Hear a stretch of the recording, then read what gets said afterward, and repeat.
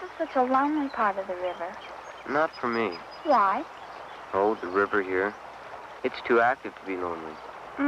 Maybe. It's nice and quiet here. Don't you ever get lonely? Sure. When? Well, when I'm with older people. They think they know too much. Oh, I don't know. I think they mean well. Maybe. I only wish they'd listen more often, especially Mom and Dad. How can they? They think they need to talk all the time.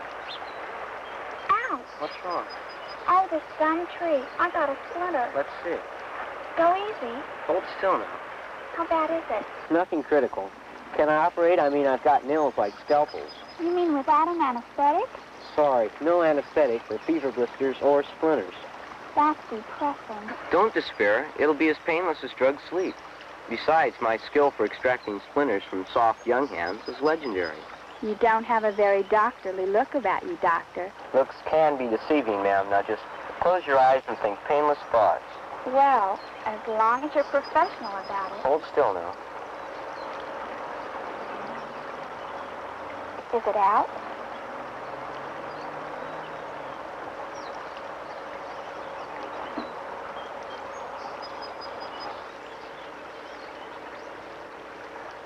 Hey, easy. Okay. That was quite an operation. I always like to put my heart in my work. You certainly have an awful lot of heart, Doctor. Yeah, I like. Why are we so embarrassed over a little bit of passion? Why?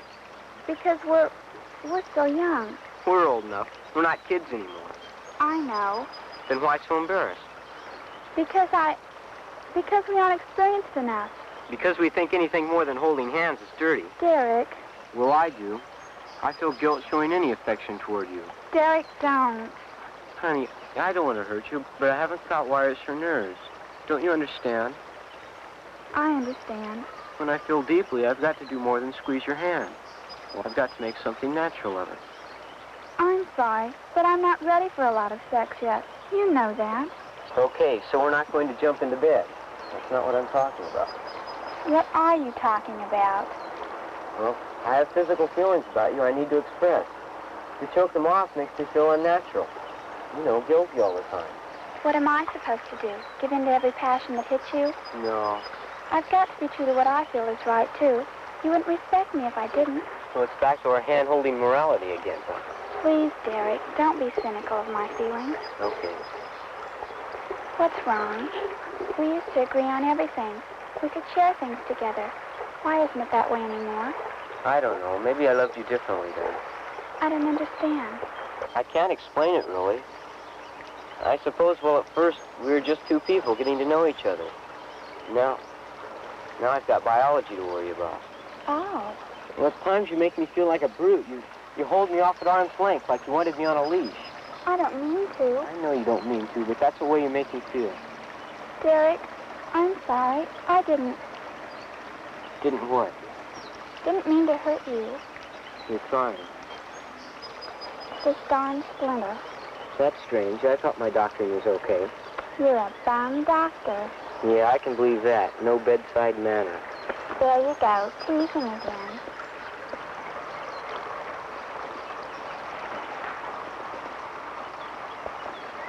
Maybe we do tease too much about sex. Maybe Derek's right. We should be more natural about it. Yet, well, you've got to be true to yourself, to what you want to make out of your life. Why can't she understand me? I only want to hold her, to say things without a lot of embarrassment.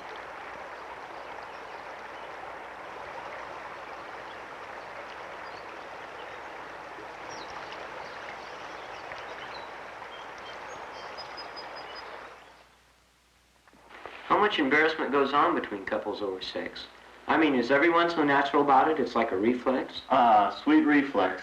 Yeah, that everybody worries about. Let's face it, Derek, sex is a national embarrassment. Then even adults must be as frustrated and embarrassed about it as we are. You said it, man. Yeah. What do you think, Mr. Jordan? Yeah. I don't know. I guess I can only speak for myself, but after 5 years of marriage, well, at times, I still feel embarrassed about it. Why? Oh, I suppose it's a problem of being able to relate to another person. If you'll pardon the punning, as naked as one person can get with another. Now, a lot of people just can't stand the exposure. Why? I don't know. Sex, like any other commitment, makes us vulnerable. And when we become vulnerable, we become anxious and therefore fearful or embarrassed. Does that make any sense? Yeah, some.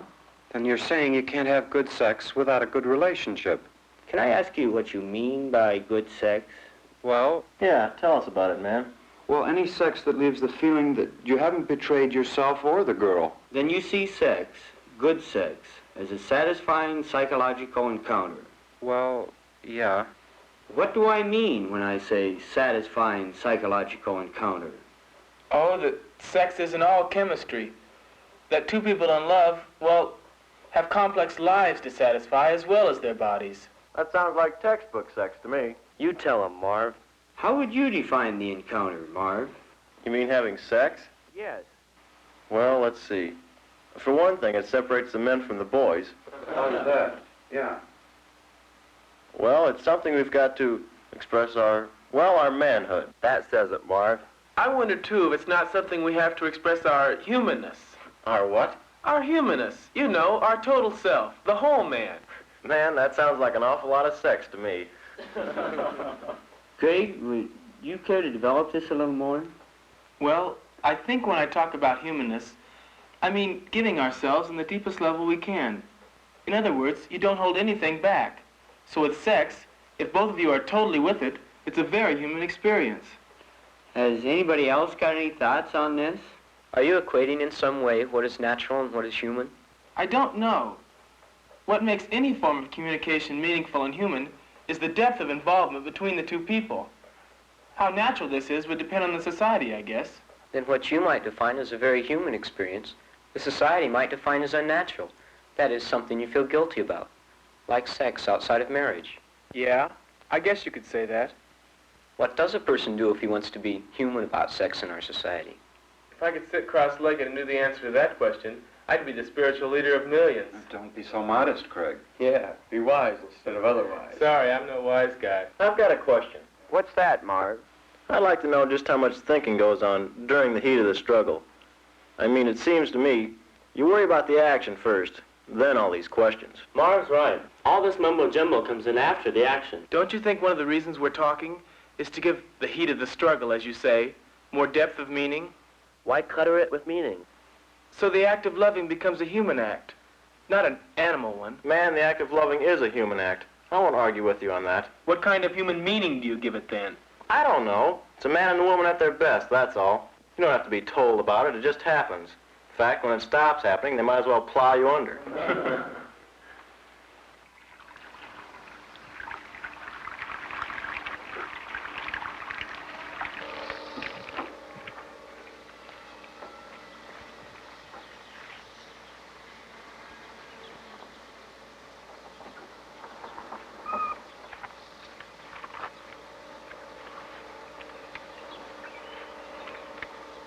Judy goes good with these wheels. She adds a little brass to the style. Yeah, baby. Together we're like a two-horn band. What's he smiling about? He's probably thinking about all the girls he got with this car. Is that all he means to me? A flashy ride around town? That's all you need is more publicity. Another guy who doesn't respect you. Why isn't it my luck to fall for a guy who still rides a bicycle? Let's get outside and do some work. I feel safer inside.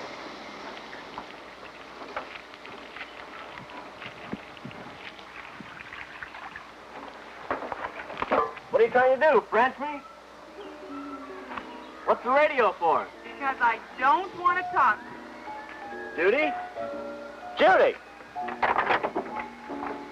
Turn that off. For crying out loud, what's wrong? You. Me? Yes, everything I say you turn into a dirty joke. Oh, come on. What kind of prude are you, anyway? What kind, baby? All your sex makes me feel cheap. Like dirt under your fingernails. Oh, bull. Come on, baby. What gives, Judy? Why don't you give me some self-respect? Is respect all you want? Stop it. Man, you've really got yourself worked up. What gives? Why don't you go finish washing out the car? Not with your flashing knives at me. Tell me, what is it? I'm tired of feeling cheap, Marv. Who says you're cheap? You do. Aw, come on. No, you don't respect me like a nice girl. Who cares anything about nice girls? Thanks. Well, what do you want from me, anyhow? You know what I am. No, I don't. What are you? I'm a guy who gets what he wants. Well, the girl pays the price, huh? As long as she wants it that way, yeah. Well, I don't. Okay, how do you want it then? I want to respect myself. Well, what's the trouble? I want you to have some self-respect, too. Me? Yes, you. Look, you're not my conscience, so let's cut it. No, Marv. Do you respect yourself? Ah, you're too full of questions. No, look at yourself. What are you? I don't know. What am I? Well? Marv, you're... Yeah? Yeah, what am I? Marv, I don't know what you are. Yeah, you do. You seem to know all about me. Well, tell me, baby. Respect. Bull. What you need is style. Without it, you're dead, man. Let the prudes have their respect. That's all they got. Don't be angry, Marv, please. Well, quit giving me all this cheap jazz about respectability. Just don't be angry. You don't have to tell me about the prudes. They don't hurt this guy anymore. The way I see it, they have their morality and I have mine. Okay, okay. I've been cut down so many times I don't bleed anymore. And I've got the scars to prove it, too. But it makes you tough. And without it, you're nothing in this world. I know. Tough and sassy, that's the name of the style. You know, you surprised me, Marv. How? I thought you were going to say tough and sexy. Yeah? Hey, where you going? I'll go finish washing off your car. You don't know what you're missing in here. Oh, yes, I do.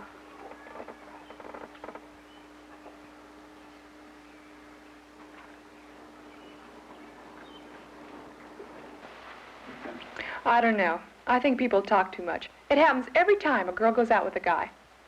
Too many people worry about your private life. You mean who you go out with? Yeah. I'm no angel, but I don't deserve half of what people say about me. I don't think you have that kind of reputation, Judy. People have a need to talk, that's all. We'll say she's running after the guy, or he's just taking her out because he knows what he can get. I know what they say. But what if the girl loves the guy? Should people make something cheap and dishonest out of it? Are you saying when a girl falls in love with a guy that she's ready for sex? You mean going all the way? Yes. That would depend on the people, of course.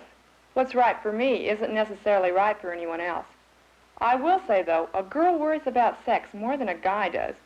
You mean the girl pays the price while the guy has the fun, huh? Yeah. With pills and stuff, it doesn't have to be that way anymore. I don't know. Does birth control really change anything? You've still got the people to worry about. I mean, the black and white of the matter.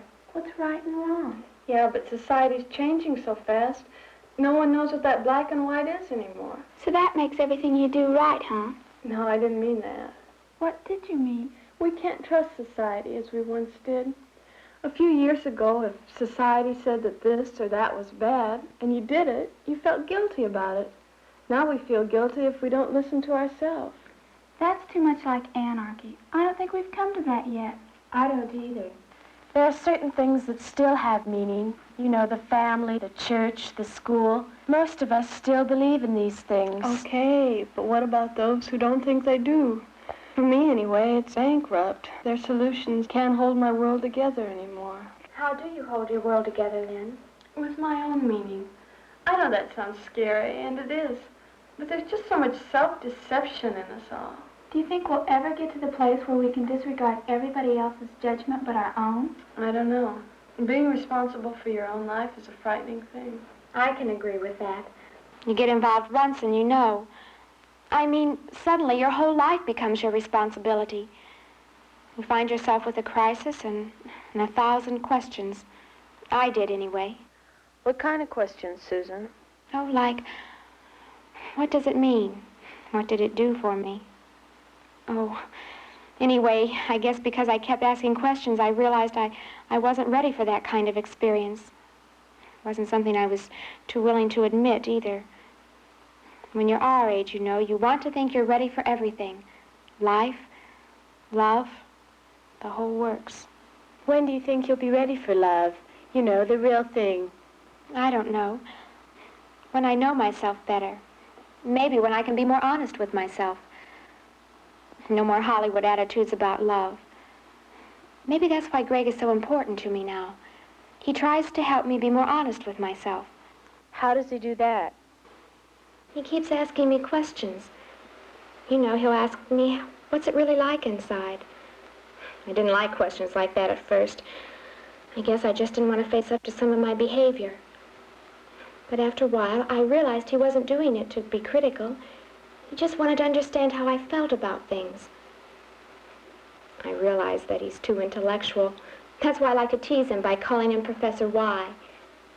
He can't just let things happen. He has to know why they happen.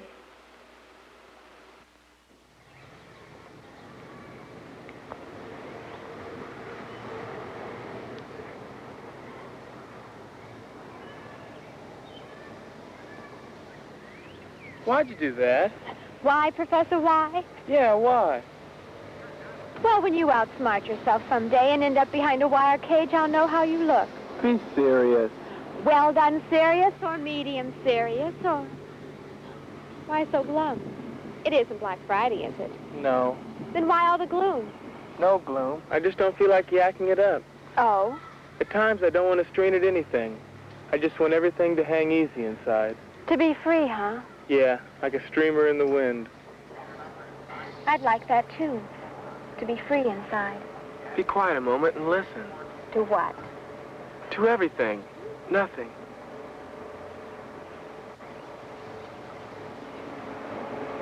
It's like a symphony. Sounds everywhere. What did you hear inside? Inside? Yeah. What'd you hear inside? Funny. Nothing, really. That's it, huh? Swinging free. Yeah. Come over here. Closer.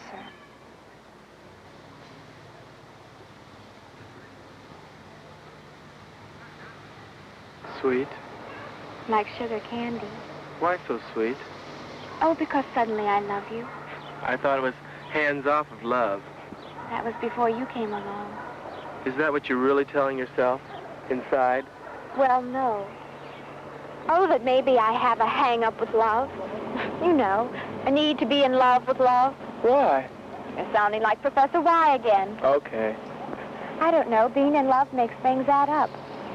I mean, it makes things seem important. Like what? Oh, like you, for instance. Being in love with you makes you important. Not in the world's eyes, but mine. When you're important, I'm important. It's that simple, I guess. I'm afraid you make me sound like a love object. Not that I mind being loved, but not as an object. Why do you say that? Why? I guess I want to share things with you, not be owned by them. You're being too vague. Well, when two people encounter one another, it's an open sharing of themselves. That is, if you want the encounter to be any good. Anything is possible with such a relationship. You're free to explore yourself and to share what you find with someone else. Does that make any sense? A little. Does it all sound too intellectual? Yes, and a bit sexless, too. I'm sorry. I see it as kind of sexy myself. You would. Do you think if we sexed it up a lot, it would help our relationship? I don't know. What don't you know? Oh, about myself. About whether I could trust myself with too much sex. I suppose that sounds like a confession, doesn't it? No. What I mean is, I don't want to risk blowing our relationship sky high with a lot of sex. You mean play it on the safe side?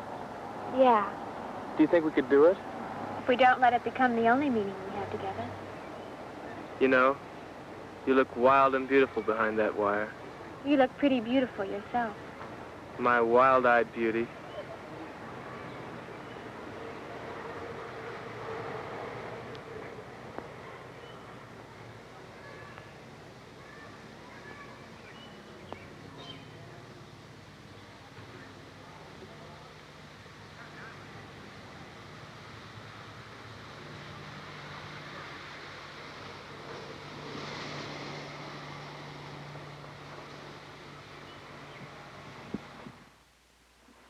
I think when two people become committed to one another, you know, an understanding relationship, they become vulnerable. That is, they can both get hurt. But I suppose when you think about it, that's what being human means, being vulnerable. I get the feeling you're saying something about freedom here, too. How's that? Well, when two people become committed to each other, they choose, in a sense, to become unguarded. You know, they choose to drop all the conventional masks that people hide behind. It's these masks that prevent us from being free and open. I don't think a person can drop all his masks. We have to keep something of ourselves back. Gary's right. Not all of our defenses are bad. All of us need to protect some essence, some basic part of ourselves. Where's the balance lie, then, between overprotection and underprotection? Has anybody got any thoughts on this? I would guess it has to do with communication, really. What do you mean, Clark? Well, take, for instance, the problem we're concerned with most. Because sex is so personal, we all use a lot of masks to keep from getting hurt by it. What I mean is, when communication is poor between two people, it's because their defenses act as a barrier. When communication is open, when both people respect each other, then something human can take place between them. Does that make sense to anybody?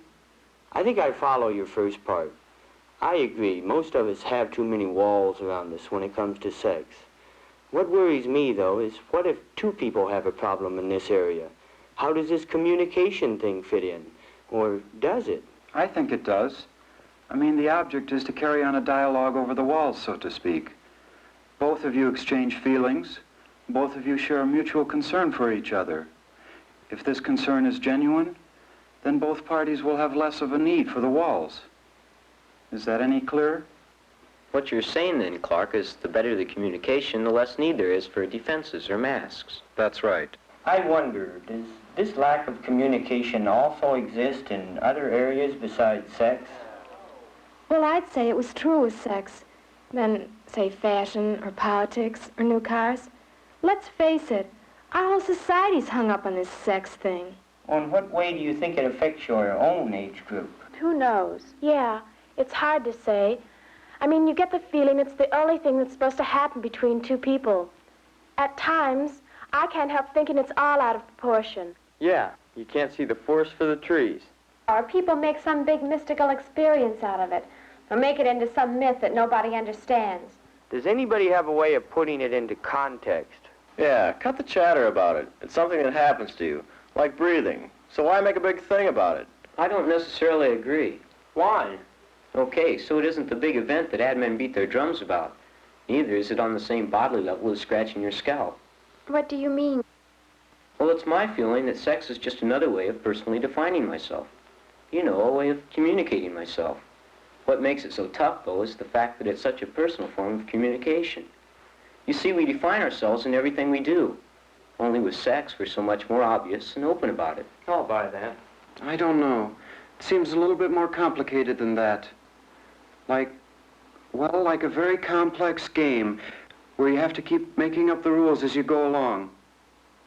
Sometimes I wish the rules, my rules anyway, made a little bit more sense. But isn't that one of the challenges of the game? To make it yield some sense? Give me a game with rules anytime. Yeah. I don't buy all the claptrap moral schemes of our culture. It's like living in a condemned house. At any time, it's liable to fall in and break you up. You're too pessimistic, Greg. I'm only pessimistic when people don't want to be a part of the moral conscience of our society. A better society, or world for that matter, doesn't come from better rules, but from each of us living better. But we still need rules, some guidelines to live by. I agree. I don't know. You've got to have more than just rules. Your life is the value you decide to put on it, and not what the rules say.